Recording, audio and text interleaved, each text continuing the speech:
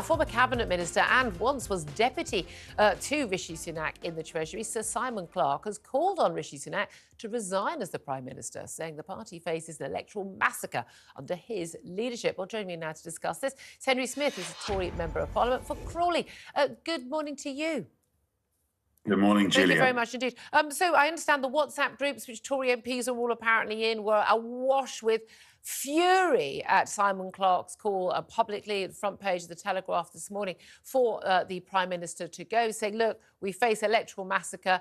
We've got nothing to lose. We can have a Tory leadership contest in just a week. We need to get back on track, but we're not going to win under Sunak.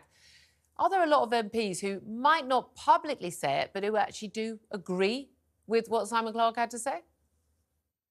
Well, I think there is frustration that I very much share, that just over 4 years ago, we elected a Conservative government on a raft of Conservative promises that we were able to deliver with an 80-seat majority as it was then. And I appreciate we've had COVID in the interim, we've had war in Europe, but nevertheless, it doesn't feel like Conservative policies have been delivered. So I get that frustration. I sometimes reflect on the fact that we've got a serious problem with illegal migration. We've got the tax burden at one of the highest levels since the Second World War. And I sometimes wonder, if I'd slipped into a coma the day before the general election and just woken up, I would have assumed that Jeremy Corbyn had won. So, I do get the frustrations that we don't seem to be delivering Conservative policies in the way that we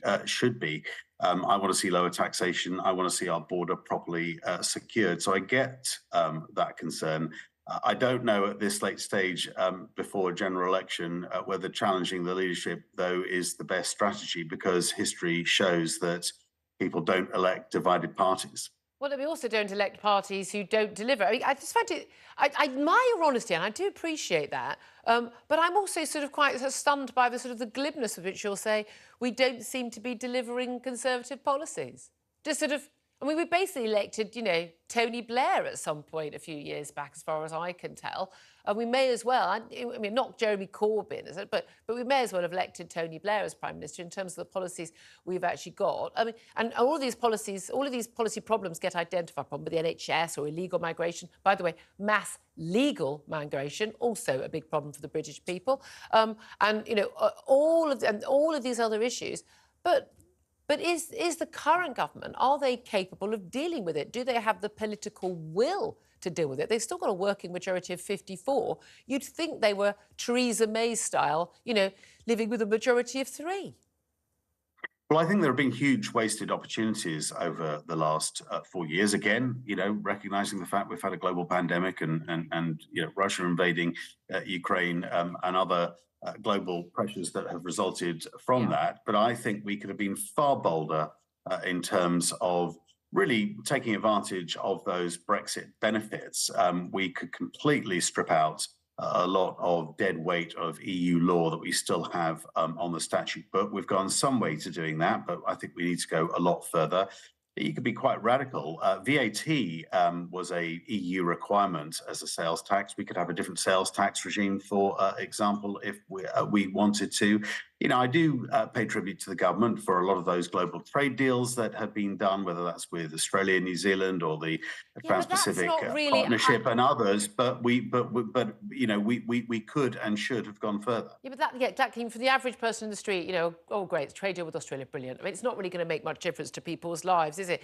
Do you think there are going to be other MPs who will come forward? There's lots of talk. I think we've got Andrea Jenkins and Simon Clarke who say they, put letters into the 22 committee.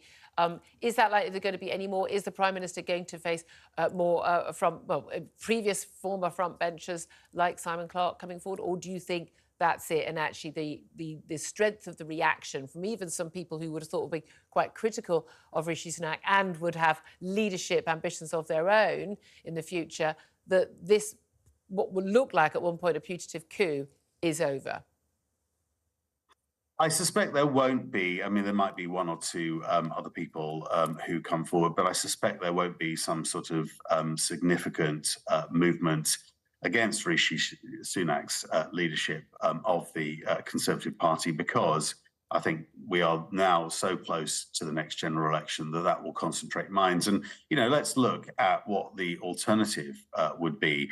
One of the things that really frustrates me as a Conservative member of Parliament, I'm not seeking re-election, but one of the things that really frustrates me is that we have basically handed Keir Starmer a free ride because he hasn't had to propose any policies at all. All he has to do is just oppose what is seen as unpopular at a particular time. And, there's real danger in a Starmer government. I think genuinely, I think a lot of people who would normally be Tory voters, and a lot of people certainly who are the Red Wall Labour voters who went to the Tories in 2019, I think a lot of them feel like they may as well have a Labour government. Same difference. Well, that's part of the frustration, but I think you ain't seen nothing yet. If you think now things are bad, Keir Starmer in charge of the country, somebody who claims credit when things went well when he was Director of Public Prosecutions, but dodges all of those appalling cases that suddenly he had nothing to do with at the time. So. And I think he'll be run by the left of the Labour Party, and that is a truly frightening spectre. I think if even Keir Starmer is running Keir Starmer, we're still into an absolutely torrid time. But there we are. I just want to get to two other quick stories, if I can. One, obviously, rather bigger than the other, and that's whether people would be willing to fight for their country. As we've had the Chief of the Army in a speech today, basically saying, look, we're going to have to start calling people up at some point if we did go to war. And, lots of people who are very sensible, calm commentators and people involved in the military and foreign affairs think that is a possibility, given the threats, Russia and elsewhere, that we don't have enough people in the army and the military at all, and we would have to call people up. Do you think enough Brits are willing to fight for their country? Well, I fear not. I'd be willing to fight for my homeland, but I fear that many people aren't invested in this country. And I was listening to your earlier piece in terms of, again, talking about mass migration. We have imported a lot of people who not only are not loyal to this country, but actually are actively hostile to this country. Just look at some of the protests on the streets of London in recent months and elsewhere around the country. So I think the chance of a call up is it's possible, but it's probably not going to happen. The military want professional troops and equipment.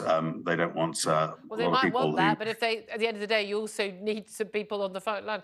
One final question, very briefly, if you would, Henry Smith. Ofcom today looking at a report about Royal Mail deliveries. We're currently on 6 days a week, dropping the Saturday delivery, possibly even going down to 3 days a week. Would that be acceptable?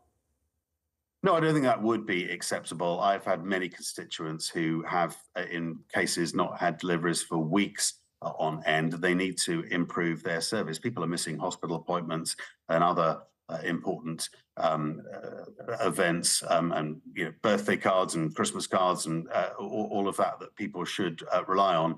Royal Mail either needs to improve its service or it needs to be open to full competition. It's protected at the moment to this sort of universal delivery service. That is what it should be providing. But if it can't, then the likes of other courier companies that do a far better job should be allowed to. I have a funny feeling they don't want to deliver to the the middle of nowhere and miles from anywhere. And that's why we have the post office that does it at a loss often. Henry Smith, really appreciate you joining us, Conservative MP for Crawley.